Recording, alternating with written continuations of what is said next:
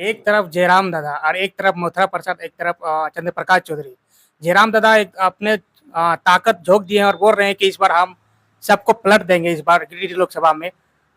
लोकतंत्र है, सबको आज़ादी है चुनाव लड़ने का, और जो लड़ रहा है और जो निर्दलीय भी खड़ा हुआ वो भी कह रहा है कि हम जीतेंगे। तो अपना पब्लिक में अपना बात रखने का सबको स्वतंत्र है, अपना अपना बात रख रहा है।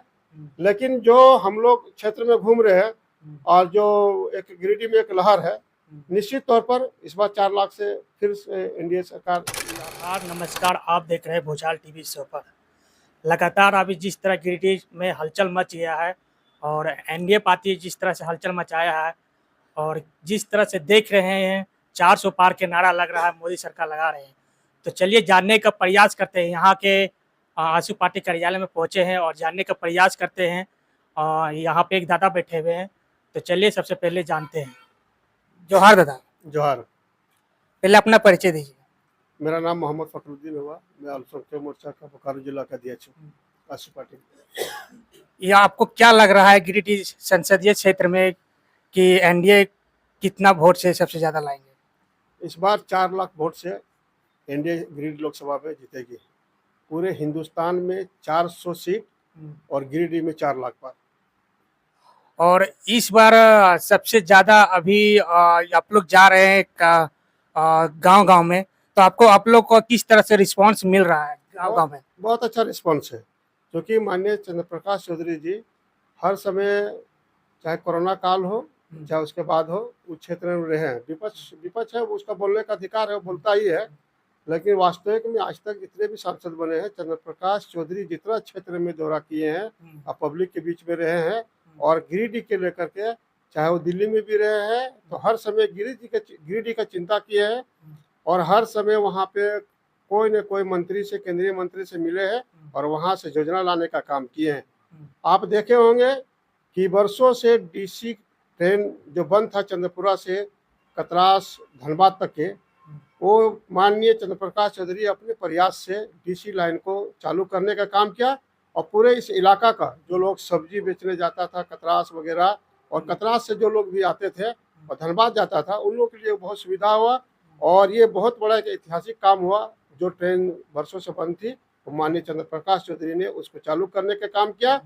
और आपको और एक चीज़ बता देते हैं कि चंद्रपुरा के पूर्वी साथ एक क्या नाम है उसको, फाटक है जो बहुत बंद रहती है, तो माननीय संसद जी के प्रयास किए हैं फ्लाई ओवर के लेकर के। हम लोगों ने चिट्ठी भी दी है और डीआरएम के पास चिट्ठी भी भेजे है माननीय संसद जी। तो और बहुत सारे यहाँ पे जो ट्रेन नहीं रुकती थी, माननीय संसद जी के प्रयास से ट्रेन भी रुकी है। और गांव मोहल्ला में चाहे कोरोना का टाइम हो, गरीब गुरबा को राशन हो, सैनिटाइजर हो, मास्क हो, मतलब जो भी जब जैसा पड़ा वो सबको सहयोग किए हैं। आप देखे हो कि महिला दीदी लोग को कुर्सी, दरी, मतलब जहाँ जैसा जरूरत हुआ माननीय सांसद जी सब जीतने के बाद, देखिए इन्होंने पहले वादा नहीं किए थे 2000 में जीतने के बाद, लेकिन अपने मन से और अपने निजी फंड से महिला दीदी को सम्मान में सबको बैठने के लिए दरी और कुर्सी का व्यवस्था की है। ये एक बहुत बड़ी बात है। जो लोग वादा करके चल जाते हैं दूसरे लोग, लेकिन उसको पूरा नहीं करते हैं, और इन्होंने वादा नहीं किए और फिर भी पूरा करके दिखाए। चंद्र प्रकाश चौधरी अभी गांव गांव में जैसे दौरा कर रहे हैं, तो अभी क्या क्या मुद्दा लेके जा रहे हैं? उनका यही मुद्दा है कि जो बचा हुआ काम है उसको हमको पूरा करना है, यही मुद्दा है। और जो केंद्र की योजना, जो मोदी सरकार, आप देखे होंगे कि काफ़ी योजना जो पूरे हिंदुस्तान में चल रहा है, यहाँ इसी तरह से गिरिडीह लोकसभा में गरीब गुरबा को जो योजना है, चाहे 5 किलो चावल हो, चाहे इलाज का हो, चाहे बहुत जैसे जो भी योजना है, वो सारा योजना यहाँ पे लागू करने का काम किया। जब हम लोग गांव में रिपोर्टिंग करने पहुंच रहे हैं, तो लोग बोल रहे हैं कि चंद्र प्रकाश चौधरी 5 साल में अभी तक एक बार भी चेहरा नहीं दिखाए हैं गांव में या कहीं भी।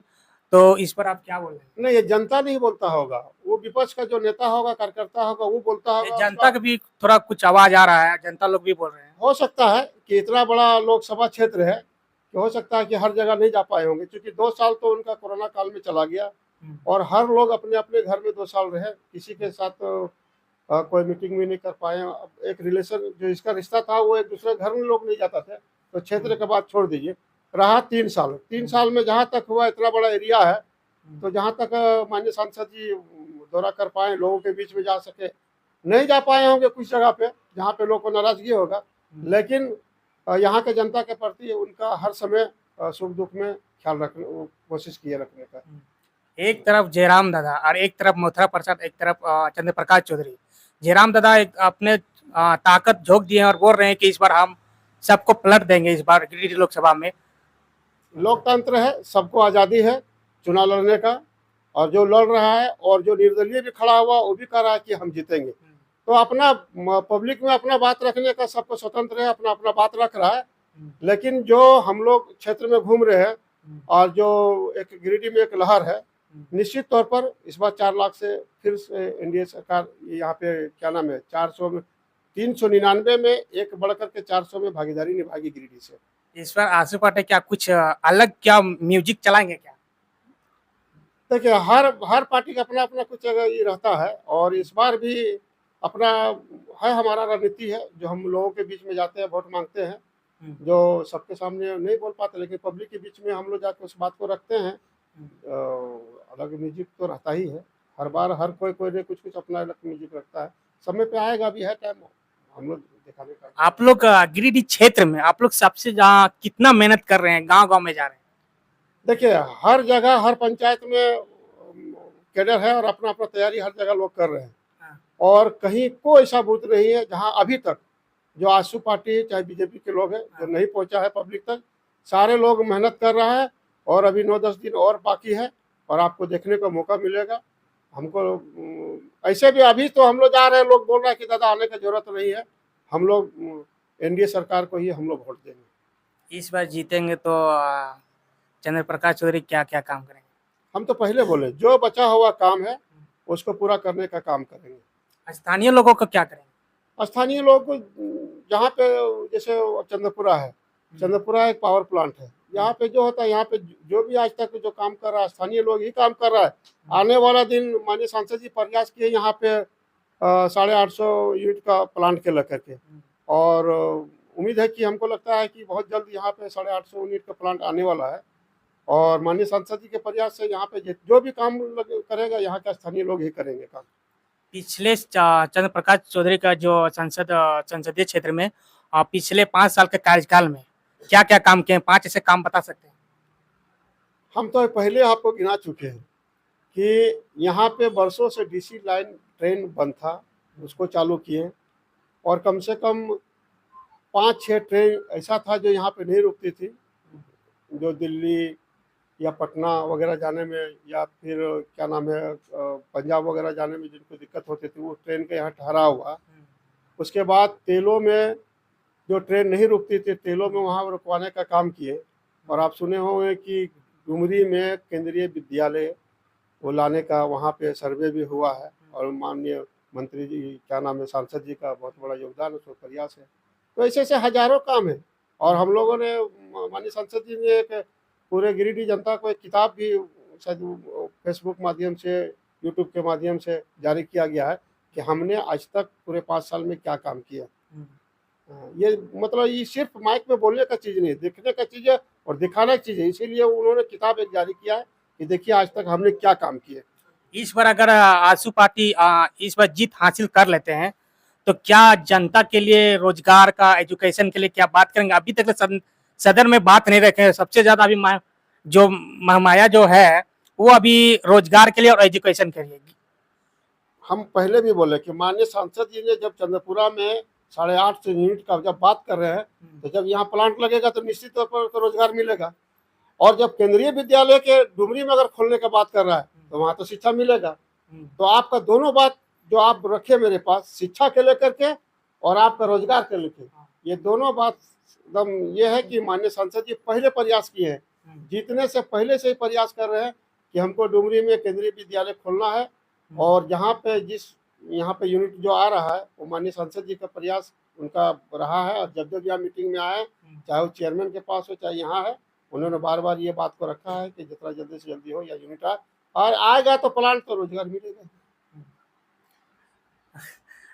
हमारे यहाँ आसपास में डीवीसी प्लांट है ना, और सब लोग तो बाहरी में बसा हुआ है, तो स्थानीय लोगों को कब रोजगार मिलेगा? सारा तो बाहरी लोग ही बच गए हैं और सबसे ज्यादा परसेंटेज अभी बिहारी लोग के ही ले रहे हैं और झारखंड लोग के तो अभी ठोकर खा रहे हैं, ज्यादा ठोकर खा रहे हैं और सब बाहर जा रहे हैं, मुंबई, दिल्ली, पटना जा रहे हैं, विदेश जा रहे हैं काम करने के लिए। चंद्रपुरा प्लांट में 7-8 यूनिट लगा हुआ है, 2 यूनिट। आप यहाँ सर्वे कर लीजिए, 90% लोग यहाँ के लोकल लोग लगे हुए हैं, 90% लोग। और आप सर्वे कर सकते हैं, समझ गया ना। यहाँ कोई बाहरी भीतरी का बात नहीं है, यहाँ रोजगार का बात है। और हम लोगों ने स्थानीय लोगों को रोजगार देने का काम किए और आने वाला दिन भी रोजगार देंगे। और जयराम मातो आप लोग किस तरह से देखते हैं?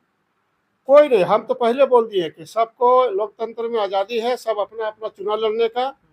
और यहाँ 16 कैंडिडेट लगभग है, सारे लोग अपना जीत का दावा कर रहे हैं और करना भी चाहिए जब उतरे हैं तो।